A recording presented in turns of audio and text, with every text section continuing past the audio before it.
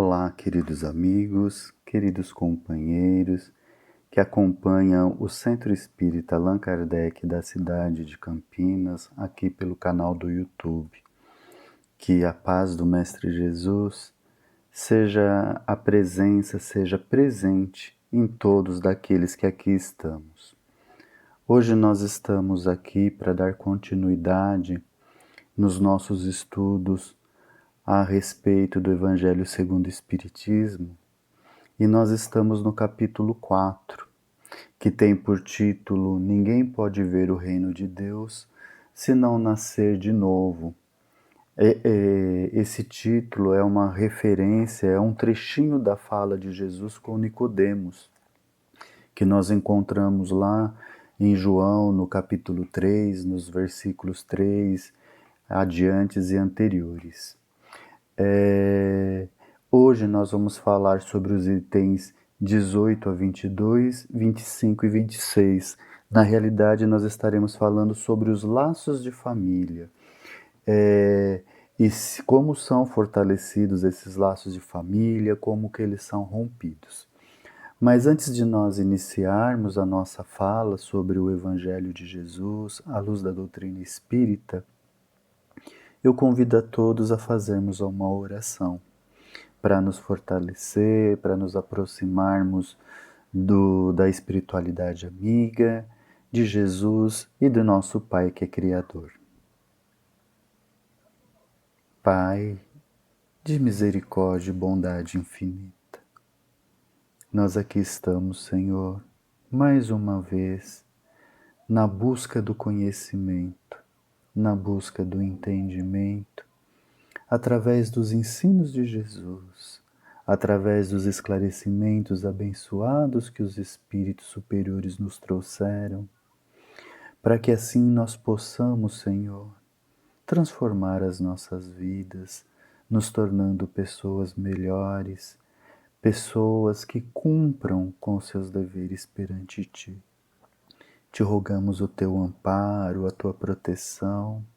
Te rogamos que nos auxilie, Senhor, para que tenhamos a compreensão melhor de tudo que aqui falarmos, de tudo que aqui ouvirmos, para que assim possamos transformarmos as nossas ações em ações benévolas, benéficas, na construção de um mundo melhor. Seja conosco, Pai, neste momento, seja conosco sempre, Senhor. Quando nós falamos dos laços de família, quando nós falamos desse entrosamento que nós temos uns com os outros nos nossos grupos familiares, então muitas vezes, talvez que perguntemos assim: o porquê que é que nós estamos reunidos em família com essas pessoas? Qual é o objetivo? Por que desse agrupamento? Quando nós aprendemos com a doutrina espírita que nós somos espíritos, que fomos criados por Deus na ignorância e que o nosso papel, o nosso objetivo é o desenvolvimento espiritual, o crescimento através de diversas experiências, e essas experiências nos níveis que nós estamos evolutivo e níveis anteriores, sugere que nós reencarnemos, que nós voltemos a mundos que nos propiciam as experiências necessárias para que nós possamos desenvolver e nos tornarmos pessoas melhores e cumprirmos assim com os nossos deveres perante Deus.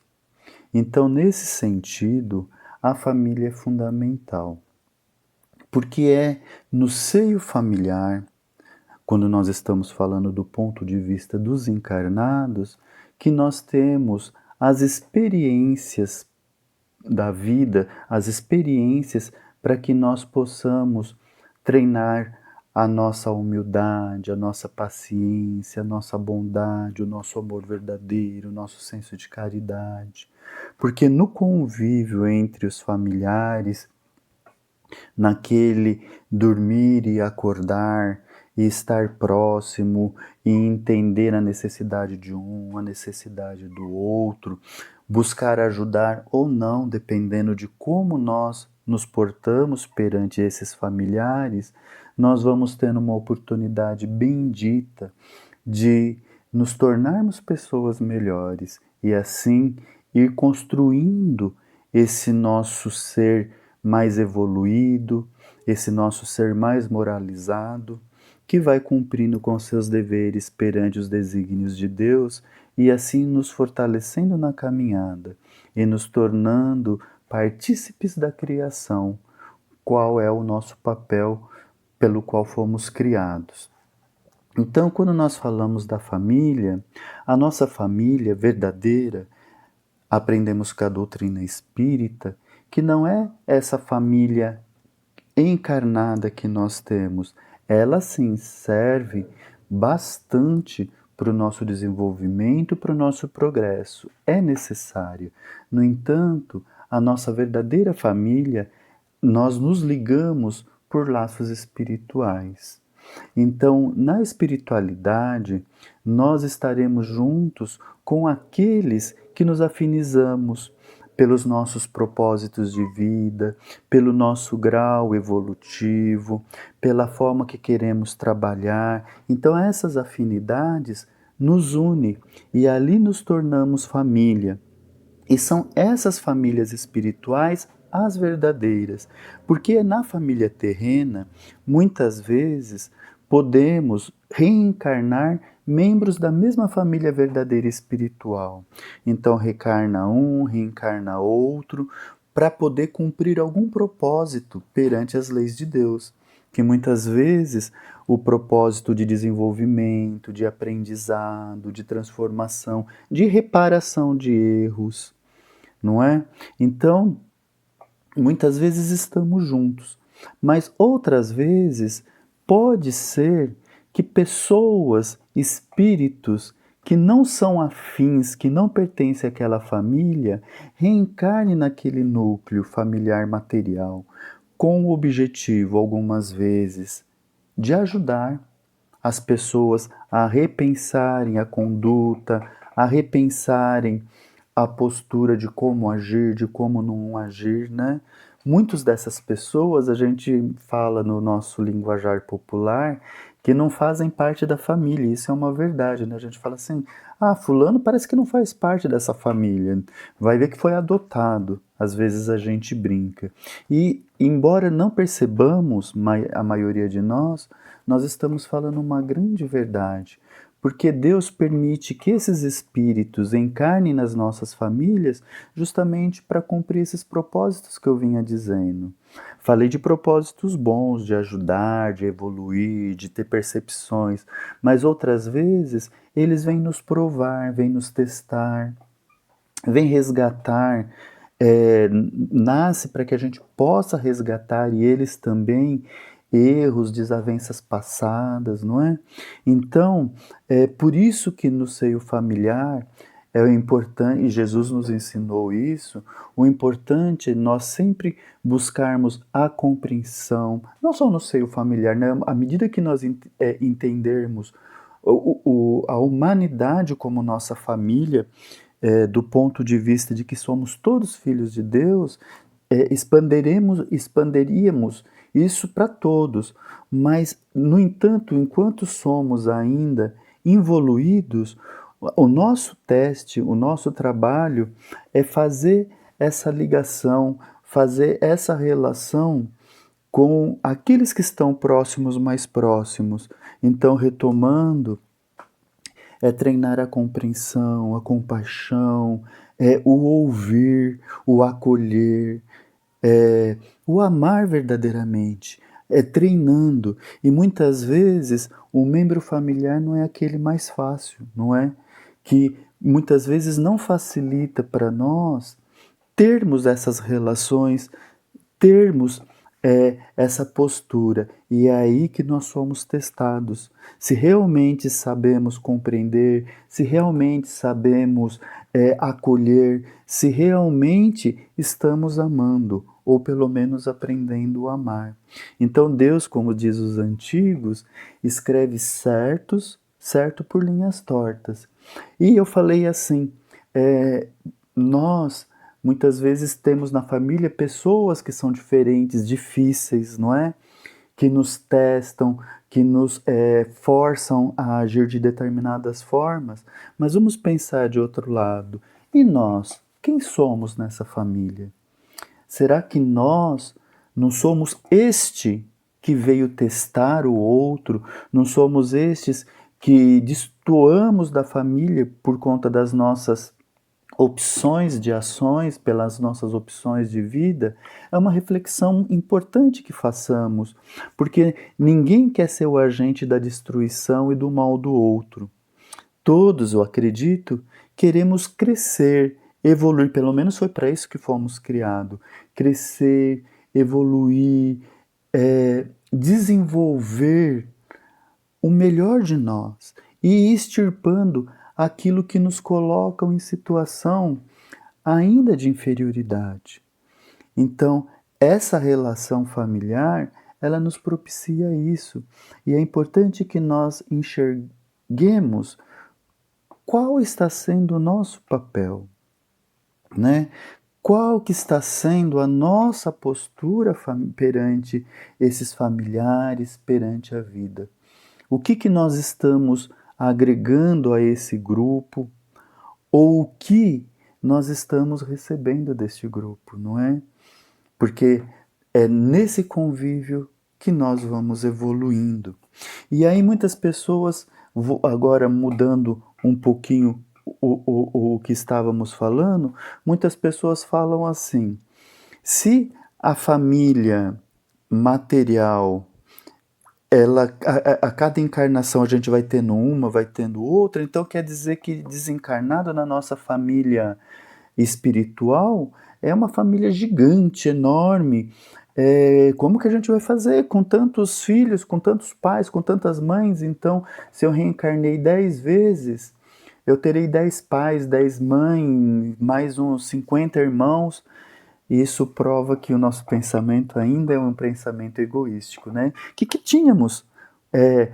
Se são 100, 1000, se a gente puder amar, realmente amar, isso não faz diferença nenhuma. Somos todos filhos de Deus, mas não é bem assim que acontece. Porque quando nos ligamos para uma relação do ponto de vista familiar, uns que estão desencarnados muitas vezes reencarnam como nossos filhos, por exemplo. Já numa outra encarnação, para aprender uma nova experiência, para poder ter um novo conhecimento, um novo entendimento, pode vir como nossa mãe, pode vir como nosso pai, nosso primo. Então vai se revezando para que cada um adquira as experiências necessárias para o seu progresso. Então, quando a gente se encontra no plano material reencarnado e a gente vê aquela afinidade entre membros da família, muitos já falam, a gente se conhece de outras vidas. E é realmente, a gente traz de outras vidas aquela similitude, aquela junção de gostos, de ideais, de propósitos. Porque isso foi ligado e está sendo ligado sempre pelos laços de amor, de ideal, de transformação. Então, isso fortalece. Agora, aquilo que é ligado pelos laços materiais, nem sempre refletem no plano espiritual. Muitas vezes, espíritos não afins se ligam à nossa família por interesses, mas acabando a proposta daquele interesse, para ele já não faz mais sentido estar ali. Então, para ele, aquela família já serviu para um propósito. Serviu para aprender, por exemplo, a não gritar na hora que alguém falasse com ele um pouquinho mais bravo ou cobrando alguma coisa. Mas era esse o propósito. Estou falando um exemplo bem bobo, mas para a gente pensar. Então esses não estão ligados realmente pelo laço de amor, pelo laço verdadeiro familiar. Estão ligados pelos laços de interesses, ligados muitas vezes por laços de necessidades. Terminando isso, cada um segue para sua família. Porque a família espiritual, ela é composta por essa afeição, por este amor que cada um desprende em relação ao outro. E aí quando a gente pergunta também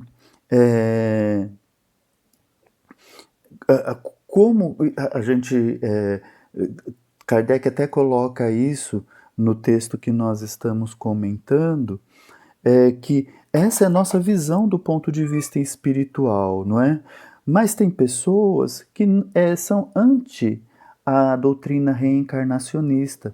Eles acreditam que a vida começa no berço, na gestação, né? E termina com o caixão, com a morte. Então, se nós pensarmos desse ponto de vista, além de nós colocarmos Deus como injusto, não vou entrar em detalhes, mas uns são ricos, outros são pobres, ou nasce doente, outro nasce são, e etc. Não vamos entrar nesse mérito, posteriormente estudaremos em outros capítulos, mas se nós pensarmos deste ponto de vista em relação à família, os laços de famílias não se fortalecem. Já com a reencarnação, esse laço se fortalece, porque cada existência que a gente convive um com o outro, encarnado, ou os nossos companheiros desencarnados cuidando da gente, orando pela gente, nos instruindo para que a gente pense nas nossas ações, porque os amigos espirituais fazem isso, não é? Eles não ditam normas para nós, mas eles falam: poxa, pensa um pouquinho sobre aquilo que você está fazendo, pensa um pouquinho, será que esse é o melhor caminho? Tem outros, perceba, para que a gente tenha o toque na nossa. Escuta a sua voz, o pessoal não fala, escuta a voz da consciência. São os amigos espirituais nos falando para que a gente tome a decisão mais acertada. Então, um ajuda o outro e isso cria o desenvolvimento, o progresso, estreitos laços familiares, cada vez vamos nos amando mais e vamos crescendo juntos. Já aqueles que não acreditam na reencarnação, eles acreditam de certa forma, muitas vezes até sem entender, que nós nunca mais vamos nos reencontrar. Porque se eu vou para o céu e ele vai para o inferno, ou vice-versa, eu vou para o inferno, o outro vai para o céu, e vai ficar lá para o resto dos tempos, quando que vai se reencontrar? Não é? Não tem laços familiar. Por que eu vou ter orgulho de um membro da minha família que foi cidadão emérito por todo o bem que ele fez? Por que eu vou ter orgulho? Ele não tem laço nenhum. Agora, se você faz esse orgulho que eu estou falando, não é aquele orgulho que eu usei a palavra errada, né? É a honra, se sentir honrado pelo feito do outro. Não é porque o outro conseguiu, porque o outro e a gente se sentir feliz com isso, nessa construção, assim como o outro vai se sentir feliz quando nós dermos um passo que vai nos levar a estarmos melhores no processo evolutivo, não é? Então, mas isso só vai se dar verdadeiramente se existir o processo reencarnatório, que é a nossa realidade. Porque se assim não for, não tem um vínculo, não existe esse vínculo, então não existe essa necessidade, não existe essa postura. Agora, a gente tem que levar em consideração que o mundo não é um vale de lágrimas, mas também não é um paraíso. Nós somos espíritos que estamos no processo evolutivo e, portanto, nós precisamos passar por várias experiências. E essas experiências, muitas vezes, no estado evolutivo que nos encontramos, são dolorosas, não é? Tem os reveses financeiros, tem as brigas por conta ainda do nosso orgulho, da nossa empáfia, do nosso ciúmes, não é? Tem a perda de entes queridos, tem as pessoas que se vão e que a gente nunca mais reencontram.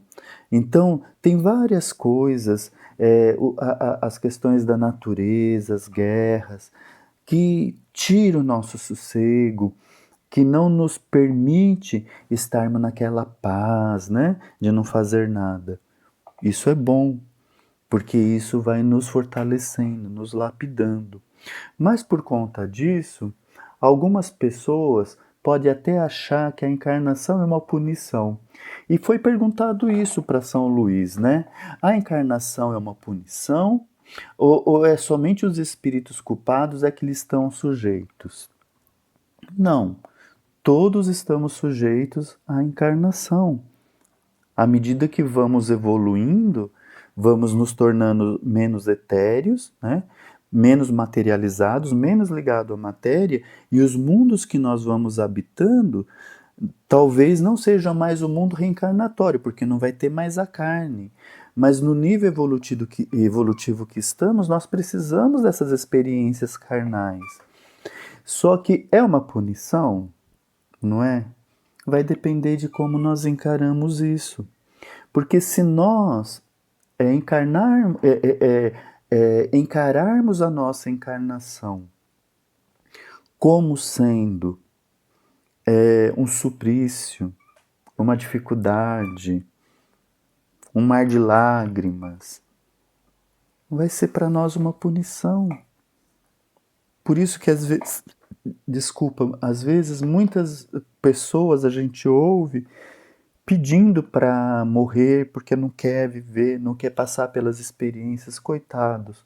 Não entende ainda os desígnios de Deus, não é? Mas para aqueles que entendem os desígnios de Deus, entendem a necessidade das experiências, da dor como remédio, essas pessoas, para ela, não é um suplício. Ela vai sim passar pela dor, ela vai perceber as situações difíceis, mas ela vai entender que assim como Jesus prometeu no Sermão do Monte, bem-aventurados os que sofrem, os que choram, os que têm fome e sede de justiça, os que têm o coração puro, entre outras bem-aventuranças, que esses vão ver a face de Deus, vão herdar a terra. Então, essa proximidade com Deus nos tira da dor. Não é? Aprendemos com a doutrina espírita que o mundo está se regenerando, mas quem está se regenerando na realidade somos nós, os espíritos que habitamos o planeta. A maioria nos regeneramos e por conta disso o mundo está dando um passo. Mas aqueles que ficaram para trás ainda sentem a dor, o peso de estarem encarnados. Então, como Kardec coloca numa nota no capítulo 4 que nós estamos conversando, numa nota final, ele fala assim: compara com uma escola. Então, o aluno que percebe a necessidade do estudo, do esforço, para poder galgar lá na frente uma posição de trabalho, ser um médico, ser um engenheiro, um professor. Então ele se esforça para isso e para ele isso é natural, não é nenhum peso. É lógico que tem o cansaço, tem outras situações, não é? Mas não é um peso realmente. Mas para aquele que não percebe os objetivos disso, ele vai ficar se questionando a vida. Para que eu faço isso? Para que eu faço aquilo? Então uma prova vai ser um tormento, uma atividade vai ser um tormento. E aí o que vai acontecer? Muitas vezes ele vai repetir, precisar passar pelas mesmas experiências para reforçar o conhecimento, o entendimento, e nada vai transformá-lo num ser. Nada não, né? Para Deus, a gente está sempre evoluindo. Ele vai passar por muitos momentos de dores até entender a necessidade de se transformar, de ser um ser melhor e de compreender que esses processos todos nos eleva e nos põe em proximidade com o Pai. nos afastando das dores, nos afastando dos sofrimentos, nos aproximando do amor verdadeiro. Então, para Deus não existe privilégio, não é? Todos nós passamos, Deus permitiu que todos nós passássemos pelas mesmas experiências, que todos nós fizéssemos uso do nosso livre-arbítrio na medida da nossa compreensão e do nosso entendimento. E assim nós vamos progredindo, evoluindo, crescendo e nos afinizando. Então, que a nossa família terrena possa ser uma família espiritual, que aqueles que estão adentrando a nossa família, que talvez possa ser nós, que nos afinizemos, aprendamos a amar verdadeiramente, para que a gente possa continuar a nos relacionarmos no plano espiritual, na verdadeira família. Que muito bom que nós paramos para ter esses momentos de conversa em torno do Evangelho, de buscar Jesus nas nossas palavras, nos nossos conhecimentos, não é? Então, que Deus, na sua misericórdia, nos acolha para que nós possamos dar os passos necessários para que transformemos a nossa vida em uma vida melhor. E para que a gente vá treinando isso, vamos elevar os nossos pensamentos a Deus, a Jesus, à espiritualidade amiga e fazermos uma pequena vibração, vibrando primeiro pelas casas que levam o Evangelho de Jesus, assim como o Centro Espírita Allan Kardec da cidade de Campinas. Que essas casas todas possam continuar a serem pontos de luzes que agregam, que incluem, que ensinam, que acolhem aqueles que necessitam.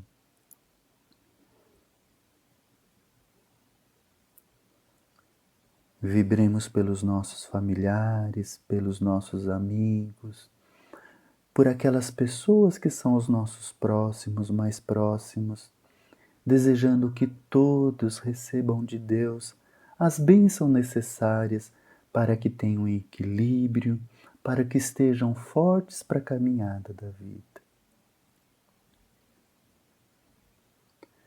Por aqueles casos que sabemos de pessoas que estão passando por dificuldades, vibremos também.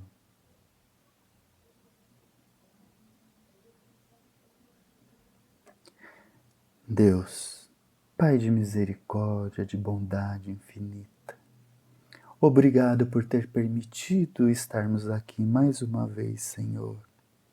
Nos abençoe para que sejamos auxiliares, partícipes do trabalho da construção do mundo melhor, através das nossas ações no bem, através da nossa proximidade convosco. Seja sempre conosco, Pai, hoje e sempre.